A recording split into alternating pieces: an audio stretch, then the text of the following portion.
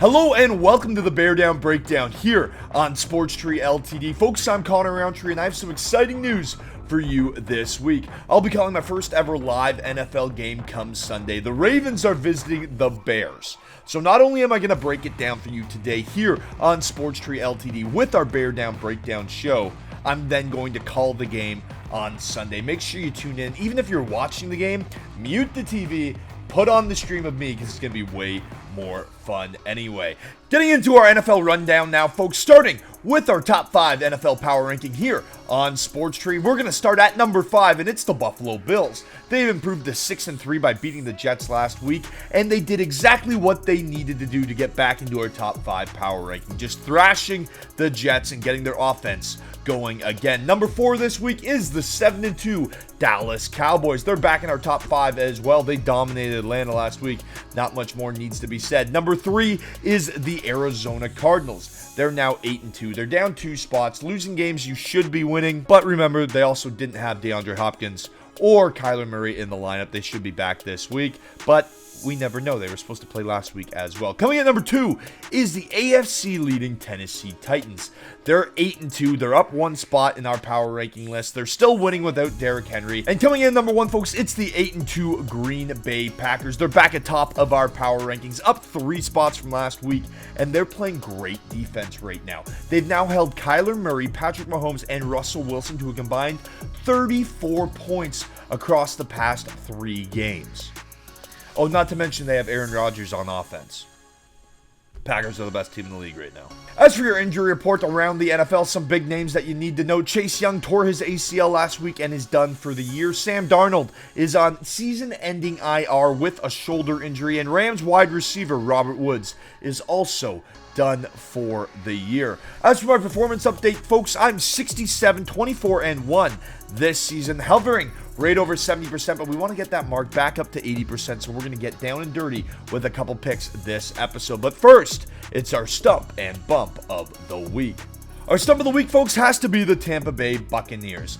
I guess the narrative of Brady and the Bucs not losing after the bye week is completely gone out the window, and they lost to Washington. At least make it a good loss. Hey, I should be getting hazard pay for even talking about this.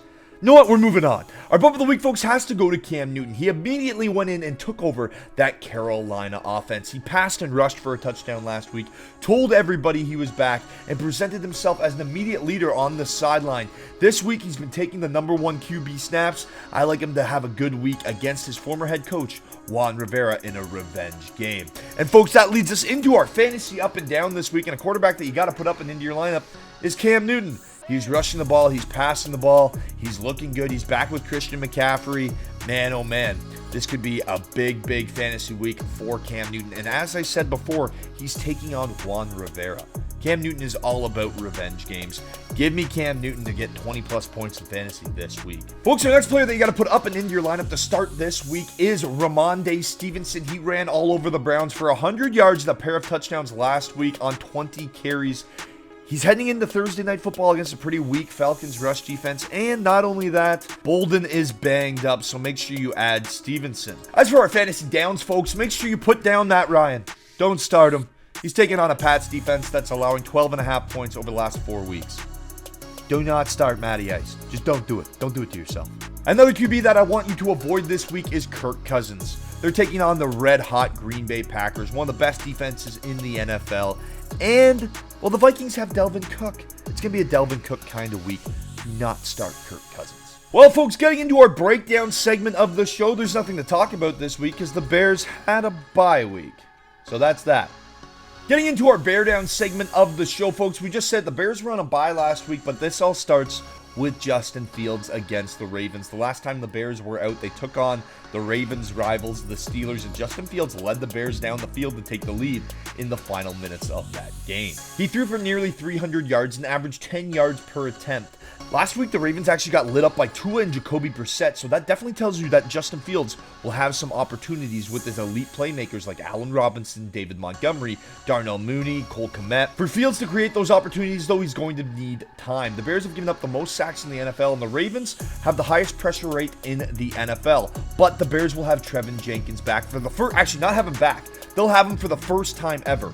They drafted this guy for the sole purpose of protecting Justin Fields. In college, this guy did an excellent job of keeping his quarterback's jerseys neat and tidy. I like Trevin Jenkins to come in and hold the line for the Bears come Sunday. On the other side of the ball, if the Dolphins can sack you 4 times and hit you 7, then the Bears are going to eat you alive, especially if Khalil Mack is going to play for the first time since week 7. Lamar Jackson has been good this season under pressure, but if anyone can be a QB spy, it's Roquan Smith. Smith leads the NFL in tackles this season. He has 3 sacks, 6 tackles for loss, an interception, and he plays middle linebacker. This guy can do it all. If Smith can use his body and his athleticism to take away those short little throws over the middle by spying Jackson, keep Jackson honest in the backfield, then the Bears have a legitimate opportunity to shut down the Ravens' offense and in turn put some points up with their own. Knowing that the Bears have some favorable matchups and have some confidence and actually have a shot at winning this game, although I don't think they do, but they're at home. Khalil Mack is coming back. We talked about the matchups earlier in the show. This could be a cheeky game for the Bears to steal, but as I won't take them to steal the game, 6.5 points is simply too much to give the Bears at home. Actually, as I'm saying that, I got the Bears at 6.5 points. Obviously, people believe me and agree with me because now that's down to 5 points. Give me the Bears with the spread this week. All right, folks, we're getting into some Thursday night football now, and it's the Patriots versus the Atlanta Falcons. We haven't seen this one before, right? Super Bowl a few years ago. Well, let's break down this matchup. The Patriots are undefeated on the road this season, and the Falcons have yet to win a game at Mercedes-Benz Stadium. Bill Belichick is 4-0 against Matt Ryan, including that infamous Super Bowl comeback. And since week 7, the Patriots are 4-0, averaging 37.5 points per game, giving up just 12.5 points per game. Yeah, they're doing something right. Mac Jones is simply cooking up that gourmet Kraft dinner right now, folks. See what I did there? Robert Kraft owns the Patriots. Yeah, you like that, don't you? 19 out of 23 passes completed last week. 3 touchdowns, a QB rating over 140. This week, he gets an Atlanta team that ranks dead last in total sacks, second last in QB pressure. That means he's going to be able to sit back in the pocket, find his targets, and realistically, this is a run-first game. Stevenson, we talked about him earlier. He rushed for 100 yards and a pair of touchdowns against the Browns last week. Cleveland is a better team than Atlanta, through and through.